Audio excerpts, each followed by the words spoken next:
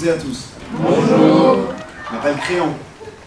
Et c'est moi qui remplacerai votre professeur de français qui, excédé de vous avoir comme peuple, s'est définitivement exilé et ne reviendra plus.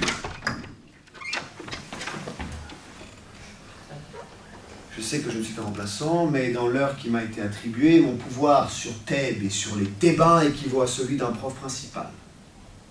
Aujourd'hui, on va parler d'Antigone. Oh non.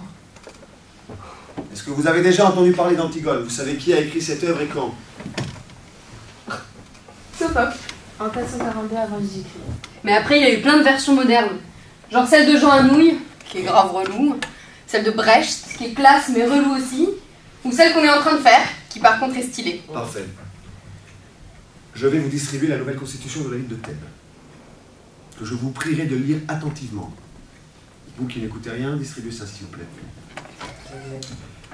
Sur ces feuilles sont inscrites toutes les instructions pour devenir de bons citoyens et de bonnes citoyennes pour la ville.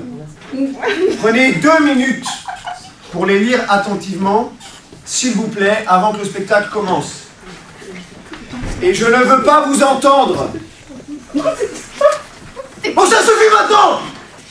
Antigone! Ismène! Dehors, toutes les deux! Tu voudrais faire quoi? Bah, recouvrir le corps de Polynice. C'est chaud, ça. C'est notre frère. Mais il a assiégé notre ville. Ça reste un être humain. Mais t'as pas vu, c'est contre la loi. C'est une loi de merde. Écoute, je m'en fous, moi, maintenant. C'est Créon qui décide, voilà, c'est son heure. Très bien. Je vous avais averti. Vu que tout le monde se sent le droit de dire tout ce qu'il pense, interrogation surprise. Non. Rami, au tableau. Et toi, garde, qui est toujours aussi distrait, au tableau aussi. Mais pourquoi moi, toujours? Je n'honorerai que celui qui veut le bien de l'État, qu'il soit vivant ou mort. C'est compris? Il est en ton pouvoir Il est dans ton pouvoir d'ordonner ce que tu veux, d'ordonner ce que tu veux, pour les morts et pour les vivants. pour les morts et pour les vivants. Je voudrais, Thébains, que vous soyez les gardiens de mes ordres. Confie cette tâche Confie cette tâche à des plus jeunes que nous. à des plus jeunes que nous. Pardon, mais t'as quel âge? Vous êtes en quelle classe? Nous avons l'âge qu'il faut Nous avons l'âge qu'il faut pour penser avec notre tête. penser avec notre tête. N'attise pas ma fureur avec tes mots, petit. Retournez à votre classe. Toi, je te mets 12 sur 20. Toi, par contre, c'est plus qu'insuffisant, 6. Mais non, monsieur, je suis déjà en dessous de la moyenne. Retourne à ta place. C'est quoi le but de l'école? D'évaluer les mérites et les fautes? De féliciter et punir?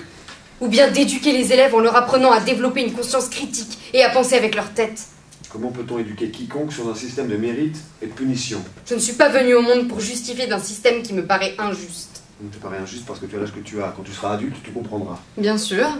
Maintenant, vous allez dire que je ne sais pas ce que je dis parce que je suis une gamine. Donc je dis simplement que tu manques d'expérience. Donc le système doit rester identique jusqu'à ce que je devienne identique au système. Bon, ça suffit maintenant, c'est moi le professeur et c'est moi qui suis assis au bureau, pas Antigone, c'est compris? Vous dites rien, vous?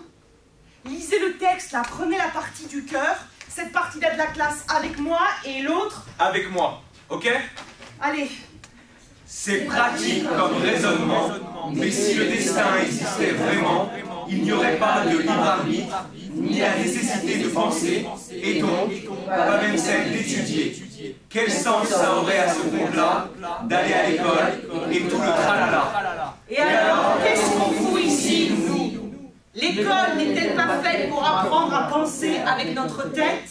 Alors, servons-nous-en, bon sang! Le texte de Sophocle s'arrête ici. Ça ne devrait pas être à moi de conclure cette tragédie, mais je crois que c'est important que je le fasse. Personne ne dit ce que devient mon personnage. Se réjouit-elle de la défaite de Créon? Est-elle triste de la mort d'Aimon? Pleure-t-elle pour Antigone? Ou alors éprouve-t-elle un certain soulagement d'être la seule à s'en sortir? Qui sait? Antigone était parfaite. Tout le monde l'aimait. Aimon la regardait elle, pas moi. C'est si douloureux, vous savez, de voir que le garçon que vous aimez est amoureux de votre meilleur ami. Et puis, c'était l'élève préféré de Créon avant qu'elle sème la zizanie.